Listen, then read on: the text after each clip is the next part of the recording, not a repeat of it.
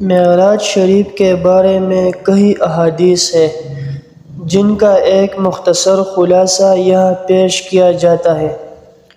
چنانچہ معراج کی رات حضرت جبرائیل علیہ السلام بارگاہ رسالت صلی اللہ تعالی علیہ وآلہ وسلم میں حاضر ہوئے۔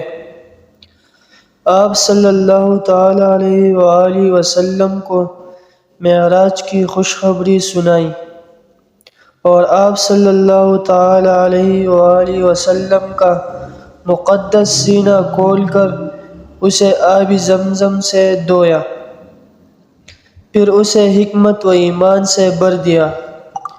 اس کے بعد تاجداری رسالت صلی اللہ تعالی علیہ وآلہ وسلم کی بارگاہ میں براق پیش کی اور انتہائی اکرام اور احترام کے ساتھ اس پر سوار کر کے مسجد اقصیٰ کی طرف لے گئے۔ بیت المقدس میں سید المرسلین صلی اللہ تعالی علیہ وآلہ وسلم نے تمام انبیاء و مرسلین علیہم السلام کی امامت فرمائی، پھر وہاں سے آسمانوں کی سیر کی طرف متوجہ ہوئے۔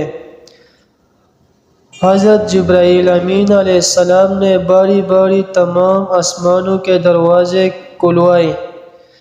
پہلے آسمان پر حضرت آدم علیہ السلام، دوسرے آسمان پر حضرت یحییٰ اور حضرت عیسیٰ علیہ السلام، تیسرے آسمان پر حضرت یوسف علیہ السلام، چوتھے آسمان پر حضرت ادریس علیہ السلام، پانچویں آسمان پر حضرت ہارون علیہ السلام، چھٹے آسمان پر حضرت موسیٰ علیہ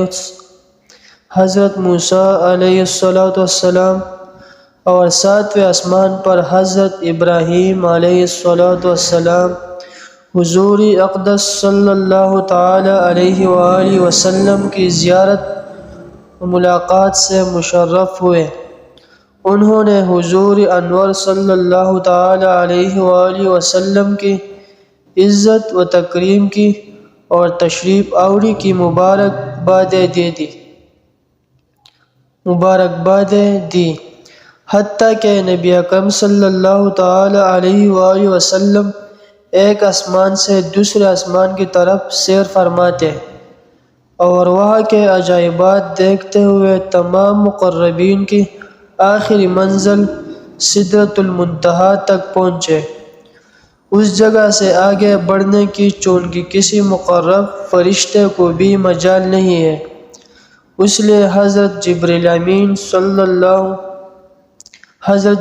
امین علیہ السلام آگے ساتھ جانے سے معذرت کر کے وہیں رہ گئے۔ پھر مقام قرب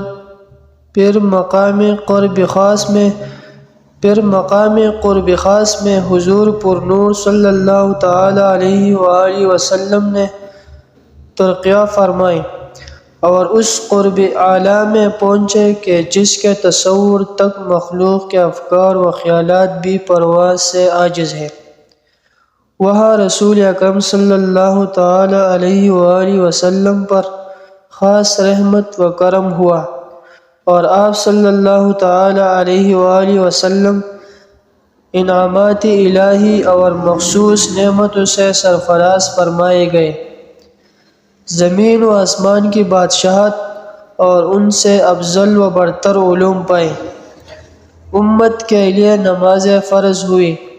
نبی کریم صلی اللہ تعالی علیہ وآلہ وسلم نے بعض گناہگاروں کو شفاعت فرمائی، جنت و دوزخ کی سیر کی اور پھر دنیا میں اپنی جگہ واپس تشریف لے آئے۔